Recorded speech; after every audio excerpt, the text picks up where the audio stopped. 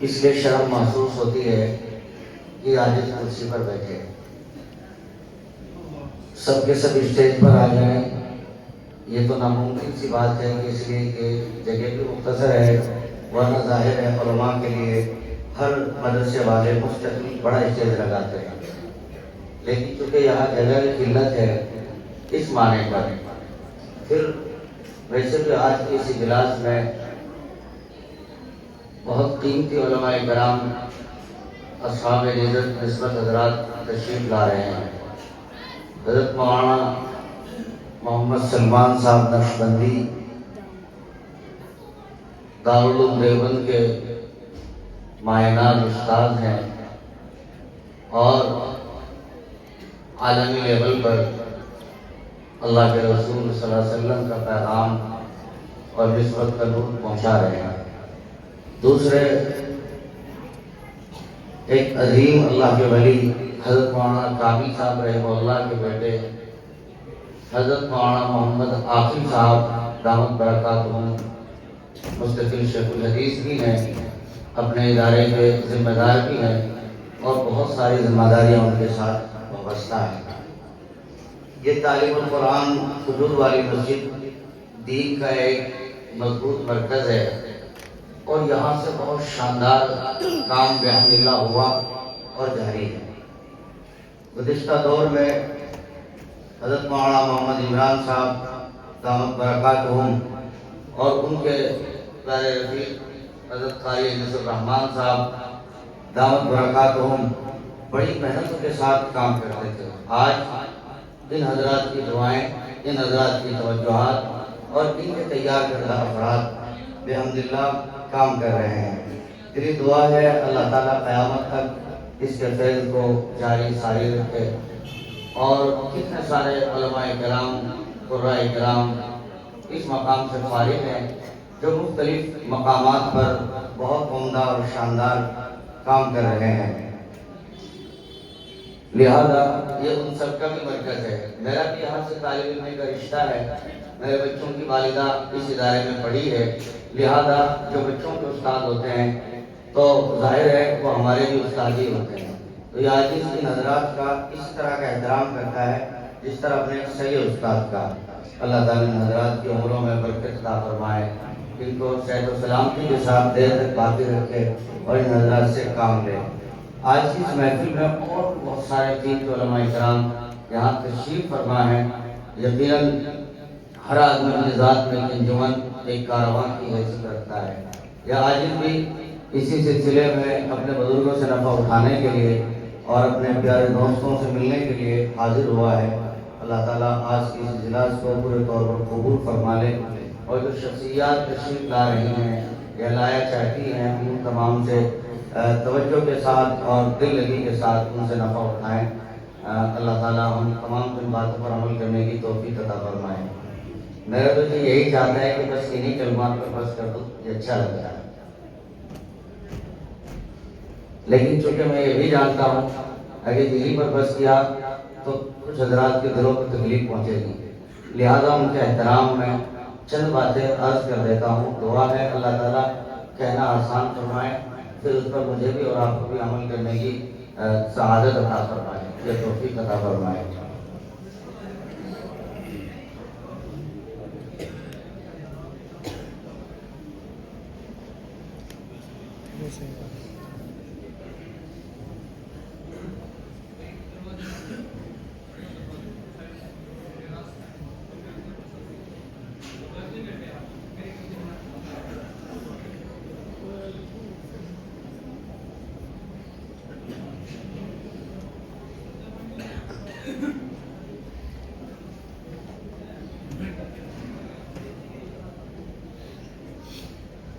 قال رسول اللہ صلی اللہ علیہ وسلم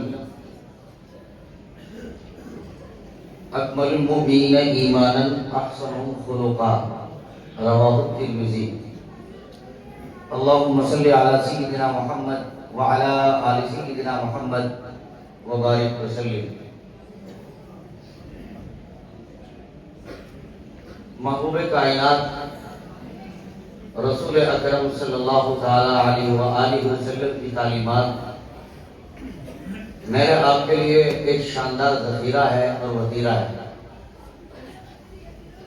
محبوب صلی اللہ علیہ وسلم کی زبان سے نکلے ہوئے جملے اور آپ کی ہدایات بیش بہا خزانہ ہے۔ ایک ایک جملے میں آدمی کی زندگی کا راز چھپا ہوا ہے، اور ایک ایک حدیث میں ابتدا سے لے کر انتہا تک زندگی گزارنے کا ڈھنگ جمع کر دیا گیا ہے۔ گھر کے اعتبار سے بھی، معاشرے کے اعتبار سے بھی، مدارس کے اعتبار سے بھی، خانقاہ اور مراکز کے لحاظ سے بھی، ہر اعتبار سے محبوب صلی اللہ علیہ وسلم کی حدیث کتنی پیاری ہے، جس کو امام ترمذی نے نقل فرمایا کہ اکمل المؤمنین ایمانا احسنهم خلقا، مومنین میں کامل ایمان والا وہ بندہ ہے جو اپنے اخلاق کے اعتبار سے بہت اچھا ہوگا۔ گویا اخلاق کا اچھا ہونا ایمان کے کامل ہونے کی ایک بہت بڑی نشانی اور علامت ہے، اور یقیناً ہم نے اپنے مشائخ کی قدموں میں بیٹھ کر جو سیکھا، جو سمجھا، بار بار ہم نے یہ جملے اپنے شیخ و مرشد حضرت مولانا صلاح الدین سعید کی نقشبندی مجددی سے سنے ہیں کہ پھل کی پہچان درخت سے ہوتی ہے۔ پھل اپنے درخت سے پہچانا جاتا ہے۔ جتنا قیمتی پھل ہوتا ہے کا اسی اعتبار سے اندازہ لگا لیا جاتا ہے درخت کا۔ پھل درخت کی خوبصورت ہونے کا، اس کے اچھا ہونے کا پتہ دیتا ہے۔ اسی طرح انسان کے اخلاق اس کے قیمتی ہونے کا پتہ دیتے ہیں۔ میرے بھائیوں، جب بات یہ ہے کہ درخت کی پہچان پھل سے ہے اور انسان کی پہچان اچھے اخلاق سے ہے، اور بات سمجھ میں بھی آتی ہے کہ محبوب کائنات صلی اللہ علیہ وسلم کے بارے میں پاک قرآن میں اللہ نے فرمایا، اے لوگوں، کائنات میں سب سے بہتر انسان، قیمتی انسان جس کو میں نے منتخب کیا ہے، اس کے بارے میں سنو، اِنَّكَ لَعَلَىٰ خُلُقٍ عَظِيمٍ، میں نے اس کو بہت اونچے اعلیٰ درجے کے اخلاق عطا کیے ہیں۔ جب محبوب صلی اللہ علیہ وسلم کو اعلیٰ اخلاق دیے گئے اور محبوب صلی اللہ علیہ وسلم اچھے اخلاق اختیار کر کے کائنات کے لیے اسوہ، قدوہ، نمونہ بن گئے، تو محبوب صلی اللہ علیہ وسلم کی جو امت ہے، اگر وہ محبوب کے نقشوں پہ چلے گی تو دوستو وہ بھی اپنے محبوب نبی کی طرح کامیاب ہو جائے گی۔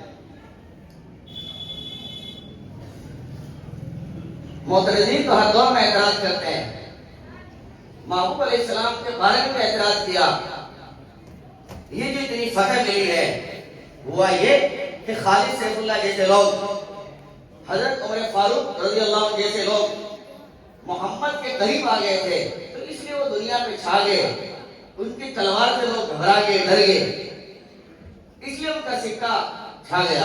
دوستو ایسا نہیں، انہیں دھوکہ ہے۔ آپ یہ سمجھیں کہ سیدنا عمر فاروق رضی اللہ تعالیٰ کو محبوب صلی اللہ علیہ وسلم کے سامنے موم کس چیز نے کیا ہے؟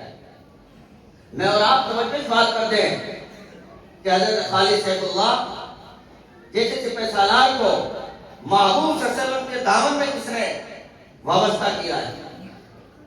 اس لیے محبوب صلی اللہ علیہ وسلم فرماتے تھے کہ فتحت المدینہ بالاخلاق، کہ مدینے کو تو اخلاق کے ذریعے فتح کیا گیا ہے۔ میرے بھائیوں، جب مدینے کے ماحول کو اخلاق کے ذریعے فتح کیا، آج مجھے اور آپ کو ضرورت ہے میں اور آپ اپنے ملک کا ماحول اور ملک میں رہنے بسنے والوں کا ماحول اپنے اخلاق کے ذریعے ہم ذرا فتح کریں، اور ہم ملک میں تو بات جائیں، ہم اپنے جس حلقے میں رہتے ہیں، جس علاقے میں رہتے ہیں، جس محلہ اور نگر میں رہتے ہیں، جس ادارے میں رہتے ہیں، جن افراد اور کلچر میں رہتے ہیں، ہم پہلے اپنی ذات سے ان حضرات کو مطمئن کریں۔ اخلاق جاننا اور اخلاق استعمال کرنا دونوں باتیں جدا ہیں۔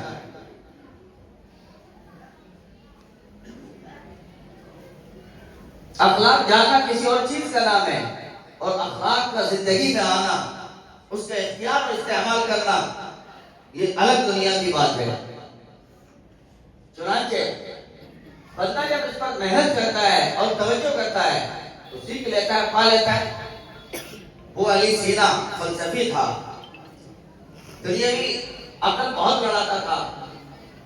چنانچہ کسی اللہ والے نے ان کے بارے میں کہا، وہ علی سینا اخلاق ندارت، ہوتے ہی دملا ان کے کانوں تک پہنچا۔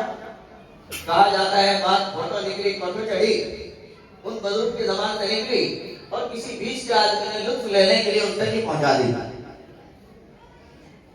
حالانکہ اللہ والے جو بات کسی کے بارے کہتے ہیں وہ غیبت کے طرز پر نہیں، وہ درد رکھ کر، اسلام کا درد رکھ کر کوئی بات کہہ دیتے ہیں کبھی کبھی۔ مثلا محفوظ صلی اللہ علیہ وسلم سے ثابت ہے کہ عبداللہ کتنا بہترین آدمی ہے۔ بخاری شریف میں روایت ہے کہ کاش وہ راتوں کو بیدار ہونے والا ہوتا، تہجد پڑھنے والا ہوتا۔ تو اس جملے کا مطلب یہ کہ ساری خوبیاں ہیں، کاش یہ بھی پیدا ہو جائے۔ تو کئی مطلب اللہ والے کے درد رکھ کر یہ بات کہہ دیتے ہیں۔ اسی طرح وہ علی سینا کے بارے میں یہ بات کہی کہ وہ علی سینا اخلاق ندارت، یہ جملہ کس نے نمک تیز لگا کے پہنچایا۔ تو وہ علی سینا نے محنت کی اور محنت کر کے ایک موٹو ساری کتاب اخلاق کے نام پر لکھ ماری۔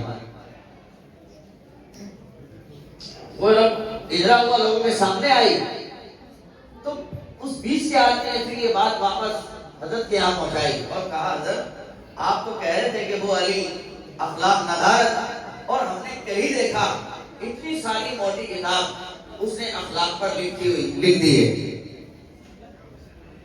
حضرت نے فرمایا، میں نے یہ بات کب کہی تھی کہ وہ علی سینا اخلاق ندارت، میں نے تو یہ بات کہی تھی کہ وہ علی سینا اخلاق ندارت، میں نے یہ نہیں کہا وہ علی اخلاق نہیں جانتا، ارے اخلاق جانتا ہوگا تبھی تو اس نے کتاب لکھ دی، لیکن اخلاق وہ اس کی زندگی میں نہیں ہے۔ میرے بھائیو، ہم اپنے ذاتی زندگی میں غور کریں، قرآن پاک کا پیغام، محبوب صلی اللہ علیہ وسلم کی حدیث، اکابر کے ملفوظات، مکتوبات، جی اساتذہ کی باتیں ہمیں کیا سبق دیتی ہیں اور ہمارا کلچر کیا ہے۔ ایک عالم دوسرے عالم سے چڑھا ہوا، ایک مدرس دوسرے مدرس سے منہ چڑھا کے رہتا ہے، منہ بنا کے رہتا ہے، ایک دوست دوسرے دوست سے منہ بنا کے رہتا ہے، ایک دو سگے بھائی کو سگی ماں کی گالی دیتے ہیں، اس کے لیے اینٹ روڑا کھڑا کرتے ہیں، اس کے راستوں کو مردود کرتے ہیں، راہوں کو بند کرتے ہیں۔ یہ اخلاق نہیں۔ اخلاق تو یہ نہیں، میری ذات سے کسی کو تکلیف نہ پہنچے، میری زبان سے کسی کو تکلیف نہ پہنچے، میرے کردار سے کسی کو تکلیف نہ پہنچے۔ کردار کی خوشبو دیر تک آتی ہے دوستو۔ ایک ہے خیر، تو اخلاق کو ہم اسلام پر استعمال کریں اور اخلاق کو زندگی کا جز بنائیں۔ اخلاق کیا ہے اور کن چیزوں سے اخلاق کی وابستگی ہے؟ مشائخ نے لکھا کہ اخلاق کا تعلق کئی چیزوں کا ہے۔ حجت الاسلام امام غزالی رحمہ اللہ نے احیاء القلوب نے اس میں کلام فرمایا کہ اخلاق تواضع ہو، اخلاق احترام ہو، اخلاق معاف کرنے کا جذبہ ہو، اخلاق برداشت کرنے کی قوت ہو، ان چیزوں کے مجموعے کا نام اخلاق ہے۔ ہم اپنے آپ میں دیکھیں، ہر آدمی بکھرا ہوا، اترا ہوا اور چڑھا ہوا، اپنی ذات میں ہر آدمی مستقل بھاری ہو، نخری لیے نہیں پڑتے ہیں۔ معلوم ہے تواضع زندگی میں نہیں، ہم دیکھتے ہیں کئی مطلب اپنی صفوں میں ہماری عمر کے نئی علماء جب کسی بڑے کو دیکھتے ہیں ان کے دماغ میں بات آتی ہے، یار یہ بھی عالم میں بھی عالم، یہ بھی دیوبند سے فارغ میں بھی دیوبند سے فارغ، یہ بھی مدار علوم سے فارغ میں بھی مدار علوم سے فارغ، یہ بھی پڑھاتا ہے میں بھی پڑھاتا ہوں، یہ بھی امامت کرتا ہے میں بھی کرتا ہوں، یہ تقریر بھی نہیں کہتا میں تقریر بھی کر لیتا ہوں، یہ کپڑے سادے پہنتا ہے میں قلم نما پہنتا ہوں، میرے سے محبت رکھنے والے، جانے والے، سلام علیکم کرنے والے زیادہ ہیں، اس سے اتنے بھی نہیں ہیں۔ اس پر تولتا ہے، اس پر کیوں نہیں تول لیتا؟ اس کی نیکیاں زیادہ، ان کا تقویٰ زیادہ، ان کا راتوں کو رونا زیادہ، ان کا اللہ سے مانگنا زیادہ۔ انہوں نے جن استادوں سے سبق پڑھا وہ اللہ کے ولی تھے، وقت کے ولی تھے، وقت کے عارف تھے۔ انہوں نے جن لوگوں سے توجہات لی ہے وہ وقت کے ابدال تھے. میں کیسے ان کے برابر ہو سکتا ہوں؟ میرے بھائیوں، ہم چڑھے نہ رہیں بلکہ اپنے بڑے علماء کے سامنے ہم جھکیں، دبیں، احترام کریں، تنہائیوں میں ان کے اوپر پختیاں نہ کسیں. یہ ہماری زندگی کا عنوان بدلے گا. کوئی کچھ کہہ دے، برداشت کا مزاج ہو، ذوق ہو. کسی نے کچھ کہا، کہنے دو، کیا ہوگا؟ آخری باتیں. حضرت حسن بصری رحمہ اللہ محدث بھی تھے، فقیہ بھی تھے، صوفی بھی تھے. 3 درجے تھے ان میں. محدث بھی تھے، حدیث بیان کرتے تھے، فقہ اعلیٰ درجے کے رکھتے تھے، موقع کی مناسبت سے دبا کے فتویٰ لگاتے تھے، اور صوفی بھی تھے. کسی عام بندے نے ان سے کہا، حضور آپ ہدیہ بھیجتے تھے، کیا بات ہوگی ہم سے، کیوں ناراض ہو گئے؟ آج کل ہدیہ نہیں بھیجتے. کہا وہ اصل میں آپ ہی بھیجتے تھے تو میں بھیجتا تھا، اب آپ نے بند کر لیا تو میں نے بھی بند کر لیا. کہا نہیں حضرت ایسا نہیں، میں نے تو کبھی آپ کے لیے کوئی ہدیہ نہیں بھیجا. ہاں البتہ آپ کی جانب سے حضور آئی ہے، آپ کی جانب سے بہت مرتبہ ستو آیا ہے، آپ کی جانب سے بہت مرتبہ اور قیمتی تحفے آئے ہیں. اور میری بات جو پوچھو، اصلی سچ بات تو یہ کہ میں تو اپنی محفلوں میں آپ کی چگلی کرتا تھا، غیبت کرتا تھا، آپ پر پھپتیاں کرتا تھا، حق نکالتا تھا، کچھ کہتا تھا. کہا یہی تو ہے وہ ہدیہ، یہی تو وہ تحفہ ہے. جب تم میری برائی اور غیبت کرتے تھے، اللہ تعالیٰ کے یہاں میرے نامہ اعمال میں نیکیاں بڑھتی تھی، تو نیکی بڑھانے کا ذریعہ آپ تھے. تو اس لیے میں بدلے میں جو میرا اتنا بڑا محسن ہو، جس کی وجہ سے میری نیکیاں بڑھ رہی ہوں، تو میں خوش ہو کر آپ کے لیے ہدیہ بھیجتا ہوں. اب آپ نے میری چغلی غیبت بند کر دی، میں نے ہدیہ بھی بند کر دیا. اللہ اکبر. قربان جائیے دوستوں، کیا ان کا سر تھا اور کیا ان کی بات تھی، اور کیا آج میری آپ کی بات ہے. کہاں وہ تھے اور کہاں میں، کتنا بڑا فرق ہے دونوں باتوں میں. آج جب کوئی برائی کرے، دعا کر کے دیکھیں اس کے حق میں. آپ جب کوئی برائی کرے، چغلی کرے، اسے اللہ کی رضا کی خاطر صرف ایک دانہ یا بادام کی ایک ہیری دے کے دیکھیں، صرف ایک مسواک دے کر دیکھیں، نیت ہدیے کی ہو، صرف ایک دستی رومال دے کے دیکھیں، موقع کی مناسبت سے کریٹ نہیں 10 انڈے دے کے دیکھیں. کہ ہفتے بھر کھانا مولوی صاحب، بھائی صاحب آپ ہفتے بھر کھانا، پھر آدمی نے اللہ نے جیسی حیثیت دی ویسا معاملہ کرے. یہ کر کے دیکھیں، یہ چور اندر سے نکل جائے گا اور آپ اچھے ہو جاؤ گے، اور خدا تعالیٰ کے دربار سے تمہارے لیے معاملہ سیدھا ہو جائے گا. فٹافٹ نعمتیں برسیں گی. علم کیا، عمل کیا، عقل کیا، تقویٰ کیا، طہارت کیا، فراست کیا. یہ فراست بھی جبھی آتی ہے جب بندہ بااخلاق ہوتا ہے اور اللہ سے کنیکٹ ہوتا ہے اور اپنے بڑوں کا احترام کرتا ہے، تو اللہ تعالیٰ کسی کی دعا کے صدقے کام بنا دیتے ہیں. اور یہ فراست اگر مل جائے، یہ مستقل روشنی ہے، نور. آدمی اس کی روشنی میں سفر کر لیتا ہے. ایک کہا جاتا ہے، اتقوا فراست المؤمن فإنه ينظر بنور اللہ.